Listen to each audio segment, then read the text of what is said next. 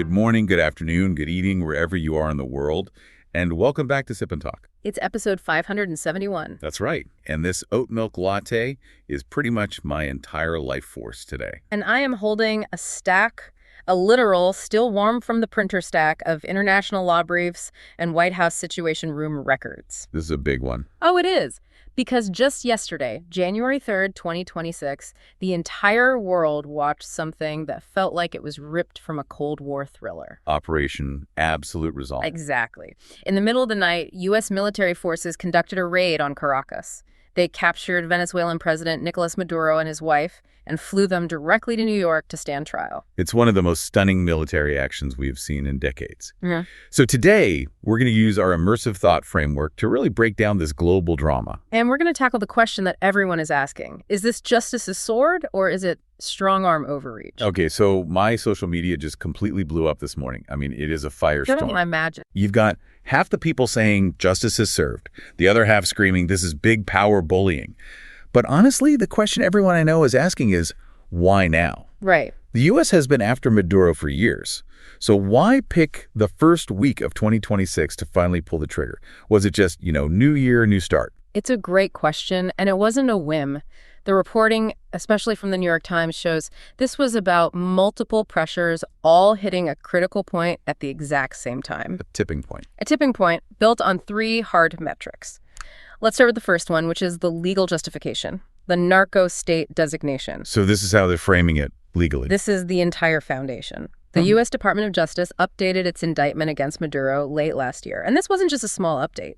They fundamentally changed the claim. How so? They started arguing that Venezuela isn't just a country with corrupt officials involved in drug smuggling.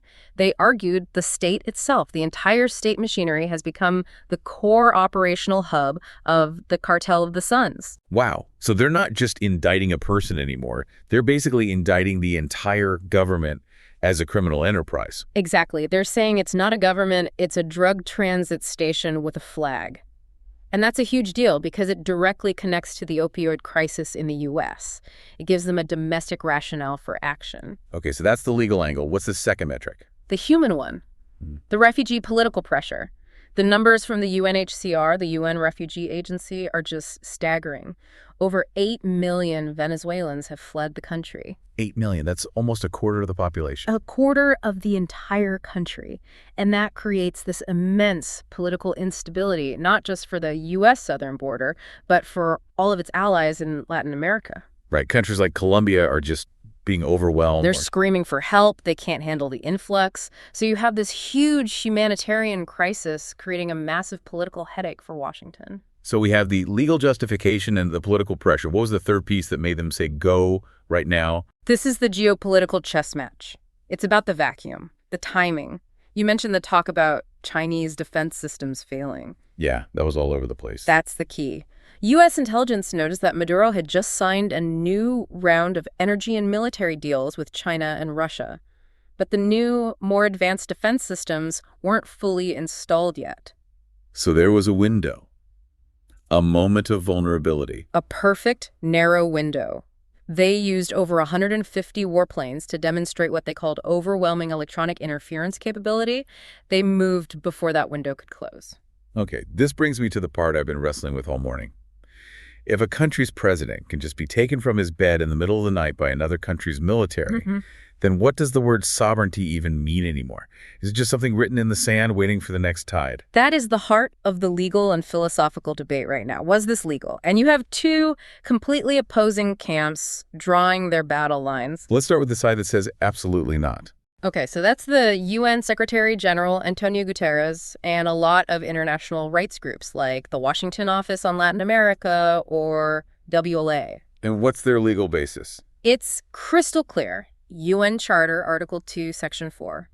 It explicitly prohibits the threat or use of force against the territorial integrity or political independence of any state. Full stop. So for them, this isn't complicated. It's an act of aggression. It's an aggression crime. Because it lacked any authorization from the UN Security Council, they see it as a straight-up illegal invasion. The motivation doesn't matter. The procedure was violated. Okay. So how on earth does the U.S. justify it then? How do they get around what seems like a very clear rule? By using some very, very careful and controversial language, the U.S. Department of Justice is not calling this an invasion. What are they calling it? A cross-border arrest. It's a cross-border arrest with 150 warplanes. See? That's the semantic tightrope they're walking. They argue that since they designated Maduro's government a criminal organization, The Cartel of the Suns. this was not a military action against the state of Venezuela. It was a law enforcement action against the head of a cartel, a defensive action. That is a revolutionary and, frankly, terrifying redefinition of international law. It's huge, and it gets even more complicated when you look at U.S. domestic law. Chatham House pointed out something critical here. What's that? The White House never went to Congress for authorization. Wait, for an operation this massive? How is that even possible? Because they didn't frame it as a war. They framed it as a counter-drug operation, which falls under the executive branch's existing authority. So by changing the definition from war to law enforcement, they bypassed both the UN Security Council and the U.S. Congress. Exactly. It's a brilliant and, depending on your view, an incredibly dangerous legal maneuver. Okay, we've talked about the high-level legal chess game, but let's get down to the street level, because this is where the story gets its human core. We all saw the footage. Fireworks in Caracas, people dancing in the streets, sharing arepas, and the diaspora. I mean, Miami, Santiago, Madrid. They were having massive parties. Total jubilation. Right, and it's such a stark contrast to the critics calling this colonialism. So what was happening on the ground that led to that explosion of joy? It was a total collapse of dignity and survival. Let's start with the hunger. The hyperinflation was so vicious that a person's entire monthly salary couldn't buy a carton of eggs. Just think about that. You work for a month and you can't afford a dozen eggs. It's the end of society. The social contract is just gone. And it wasn't just economic collapse, it was state-sponsored violence. You're talking about the colectivos. The colectivos, these local armed groups, basically state-sanctioned thugs, were authorized by Maduro to monitor and suppress communities. They controlled the food, they decided who got aid, they crushed any dissent. So for the people living there, the government wasn't a government anymore. No. Many of them said it felt like they were being occupied by an armed group in their own country. The concept of a sovereign government protecting them was a joke. And that feeling of hopelessness must have peaked after the 2024 election. That was the final nail in the coffin for peaceful change. It was widely seen as completely rigged. That slammed the door on any hope of voting him out. I remember that quote from a refugee in the Washington Post. It was so haunting. If God won't act, we can only hope the U.S. military will. Yeah, I mean, that tells you everything about the level of desperation. It really does. And we have to look a little deeper historically. This disaster didn't just happen overnight. The seeds were planted a long time ago. With the Punto Pact, right? Exactly. Back in 1958, this pact brought stability and democracy, which was great, but it did it by excluding a huge chunk of the population dissenters, the working class. It swept centuries of class resentment under the rug. And eventually that resentment exploded with Hugo Chavez. He rode that wave of resentment right into power. Maduro inherited a country that was already deeply, deeply polarized. And then there's the other key piece of the collapse. Yeah. What the sources call the PDVSA suicide. This is the technical reason the economy couldn't recover. PDVSA is the state oil company, the engine of the entire country. Chavez and then Maduro purged it of all its technical experts. They replaced engineers with political loyalists. Exactly. Politics replaced professionalism, and that caused, and this is a quote, irreversible damage to the oil infrastructure. The machinery, the refineries, they all fell apart. So even when oil prices went up, they couldn't actually produce enough oil to take advantage of it. They had destroyed their own golden goose. The damage was done. Okay, so let's use our sip and talk viewpoint here. Let's pose the extreme premise. You have a government that's causing a quarter of its people to flee, that's running an international drug cartel, that's starving its own population. Does a government like that still deserve sovereign immunity? It's the ultimate question. I'll take the rational legalist view first. Go for it. The argument is, if you allow a superpower to unilaterally decide who is and isn't a criminal state, you're returning to the law of the jungle. It threatens every smaller nation on the planet. The rules, even flawed rules, have to be protected, or the entire system collapses into chaos. Okay, that's the cold, hard international relations perspective. It makes sense on paper. Right. But my empathetic take is this. For a starving refugee, or a mother in Caracas who can't feed her kids, the abstract concept of sovereignty is completely worthless. It's an empty word compared to the physical reality of a dictator being removed.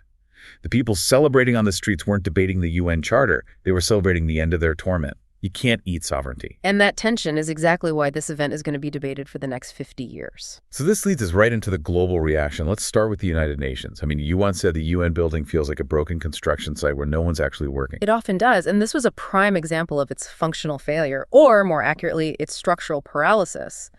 Right, because when something like this happens, the Security Council is supposed to be the world's crisis room. Supposed to be. But while U.S. forces were in Caracas and Russia and China were screaming condemnation, the Security Council was just stuck.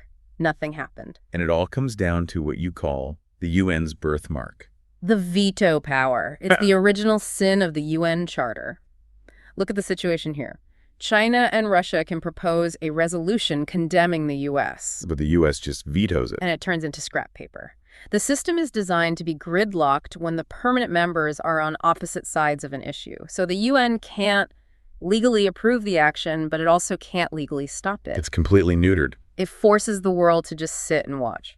So let's move on to the countries that were actually shouting the loudest, the core condemnation camp. The ones with what you called survival anxiety. Yes. For Russia, China, and Iran, this wasn't just about principles. This was about self-preservation. Let's start with Russia. They called it armed aggression. What's their specific fear here? For Moscow, this is the nightmare of the Monroe Doctrine coming back to life. They see the U.S. unilaterally declaring the entire Western Hemisphere as its backyard and using force to remove anyone friendly to them. It's a direct challenge to their global influence. A huge challenge. They see it as a warning shot. And Iran felt the same way, right? They immediately drew a line to another event. They did. Tehran immediately compared this to the 2020 killing of General Soleimani. They see a pattern. Which is? That the U.S. feels it can unilaterally designate anyone, anywhere, a criminal target and take them out, completely ignoring international norms. It paints the U.S. as a rogue superpower. And then there's China. We're going to do a deep dive on them in a minute, but what was their initial reaction? It was the strongest of all. The foreign ministry used their highest level of condemnation. Deeply shocked. Naked, hegemonic behavior. So for Beijing, this is a direct attack on the principle of state sovereignty, which is a cornerstone of their foreign policy. And a direct threat to their massive overseas investments, which we'll get into. But it's not just the big powers. What about in Latin America itself? This must have resurrected some old ghosts. Oh, absolutely. A century's worth of fears about U.S. intervention just came roaring back to life. Even from leaders who couldn't stand Maduro. Especially from them. Look at Colombia's President Petro. He was one of the first to protest. His immediate fear wasn't about Maduro, it was about another flood of refugees destabilizing his own country. And Brazil's President Lula, he's always pushed for regional solutions. He was furious. He felt this unilateral action completely bypassed and disrespected all the regional mediation efforts that were underway. It's so telling that even a critic of Maduro like Chile's Boric condemned the invasion. Cuba, of course, called it imperialism's craziest adventure. It shows you that for smaller nations, the precedent of a military invasion is far more terrifying than the existence of one particular dictator. Okay, you made a really sharp observation earlier about the different levels of condemnation.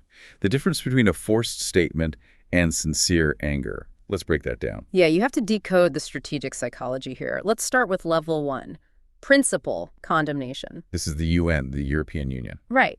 Privately, they're probably thrilled Maduro is gone. But publicly, they have to condemn the action because they fear the rules disappearing. Their entire existence is based on international law. If the law doesn't matter, they don't matter. Okay, level 2. Survival anxiety condemnation. This is the sincere anger. This is China and Russia. They're not just upset about the principle, they're genuinely scared. Why? Because the U.S. just demonstrated the capability and the willingness to take out one of their allies in their own backyard with brutal efficiency. The message is, we can get to you anytime, anywhere. That sends a chill through Beijing and Moscow. And that has huge implications for places like the South China Sea or Eastern Europe. A massive pre-warning. And finally, level 3. Awkward silence. The U.S. allies, like Japan, Germany, Spain. They're trapped. They can't support a blatant breach of international law, but they can't condemn an outcome that benefits them. So they release these weak statements, closely monitoring the situation, calling for restraint. They're just sitting on their hands, hoping no one asks them to take a real stance. Exactly. And all of this really points to the reality of what some are calling a post-multilateral era. Meaning that real power isn't at the UN negotiating table anymore. No. Real power is boots on the ground, it's electronic warfare, and it's financial sanctions from the Treasury Department. The U.S. is already working to set up a transitional government in Venezuela, completely bypassing the UN. So the final thought on the UN is that international justice is now decided by drones and sanctions, not diplomats. That's the cold, rational takeaway, but I do want to add one human touch. While the high-level diplomats are stuck in gridlock, we have to remember the low-level UN aid workers who are still on the ground in Caracas. Right, they're the ones still running the feeding programs and distributing aid. Their work continues. The human suffering is real, and they're still there trying to alleviate it long after the political games are over. I just want to give another shout out to Mickey from Mickey to Life. His channel is a treasure trove of inspiration, and he's a huge Sip&Talk fan. Absolutely. Make sure to check him out and maybe even share your awesome podcast intro with him once you've created it. Welcome back to Sip&Talk. We've covered the law, we've covered the local reaction. Now we have to turn to what might be the single biggest geopolitical consequence of this whole operation. Beijing's reaction. This was a huge blow to China. It wasn't just some distant event. They saw it as a deliberate, strategically planned, diplomatic, and military double humiliation. It really hits at two of their biggest anxieties. Oh, yeah. The safety of their global investments and the reliability of their military technology. Let's start with the diplomatic slap in the face. The face, embarrassment. Right. The timing here was just brutal. Uh-huh. President Maduro was arrested only a few hours after he had a meeting in Caracas with China's special envoy, Qi Xiaoji. It's too perfect to be a coincidence. It feels calculated. It was perceived as deeply insulting. It sends a message that Washington completely disregards China's influence in the region. It makes Beijing look weak and ineffective to all the other countries it partners with. A massive geopolitical snub. Okay, now let's talk about the money. The $50 billion black hole. This is the part that really hurts. Over the last 2 decades, China has loaned Venezuela more than $50 billion. And these were mostly oil-backed loans, right? Exactly. The repayment was supposed to be guaranteed with future oil shipments. Now that entire massive debt is completely up in the air. Especially the U.S. saying it will temporarily manage Venezuelan assets and could bring in American oil companies. That is the nightmare scenario for China. It creates this huge anxiety about the safety of all their overseas assets, especially under the Belt and Road Initiative. The core question they're asking is, can the U.S. just use its military to erase our contracts? It's a terrifying precedent for their entire global economic strategy. Okay, from the money, let's go to the military. The technical humiliation. The JY-27 door incident. This might be the most damaging part in the long run. So Venezuela had Chinese-made JY-27 anti-stealth radar. And this was supposed to be top-tier technology. China was marketing it as being able to detect advanced U.S. stealth aircraft. Supposed to. But during the raid, the system instantly failed. It was completely blinded by the U.S. electronic warfare attack. So it wasn't just that it didn't work well, it didn't work at all. It was rendered completely useless. And this happened under real-world combat conditions. It's not a simulation. This is a massive blow to the credibility of China's military exports around the world. Every country that has bought or is thinking of buying Chinese defense systems is now having second thoughts. They have to be. It's a clear pre-warning that there is still a significant technology gap between the U.S. and China when it comes to electronic warfare. And this sparked a huge debate inside China, online, on platforms like Zhihu and Bilibili. The sources give a fascinating breakdown of the different camps of public opinion. Yeah, let's get into that. The biggest group, about 60%, was the nationalists. And they were just echoing the official government line. Pretty much. For them, this was U.S. hegemony, pure and simple. They were furious about the robbing of the $50 billion investment. A lot of the chatter was just, what about our money? Are we still getting the oil? So a lot of economic anxiety mixed with national pride. A ton. And the radar failure just fueled their calls to accelerate military modernization. They saw it as a brutal wake-up call. Okay, then you have the second group, about 20%, who turned to dark humor. This is my favorite part. It's such a classic way of dealing with a national embarrassment. The memes were flying. Oh, yeah. Maduro had once bragged about how secure his Huawei phone was. So, of course, the joke online was, maybe Huawei's GPS is too precise. That's how the U.S. found him. That's brutal. And hilarious. And there was that photo of the Chinese envoy with Maduro, and then a few hours later the U.S. has him. Someone posted it with the caption, "Surprise after 3 hours." It's a way to vent without directly criticizing your own government. Okay, then the third group, about 15%, the rationalists or the cut losses crowd. These were the folks on the more serious forums like Zihu, and they were being ruthlessly pragmatic. Their argument was what? That China needs to stop backing these failed strongmen. That the $50 billion was, quote, invested in the wrong person, and it's time to just cut their losses and move on. So for them, the lesson wasn't about revenge. It was about being smarter with their money and focusing on closing that technology gap. Exactly. And finally, the smallest group, maybe 5%, the implicit critics. The ones using this as a metaphor. Right. On anonymous forums, you'd see comments using Maduro's downfall to criticize things at home. Phrases like, "Zhang Nanhai needs a taste of this," referring to the leadership compound in Beijing. So they're basically saying, hey, it's nice to see a dictator get what's coming to him, as an indirect way of voicing their own frustrations. It's a very subtle but powerful form of dissent. So let's bring it back to our sip and talk viewpoint, the extreme premise. Could Beijing just swallow its pride, recognize the new government in Venezuela if the U.S. guarantees that $50 billion debt? Money over principle. My rational analysis says no, they can't. Beijing has to maintain the principle that Maduro's government was legitimate.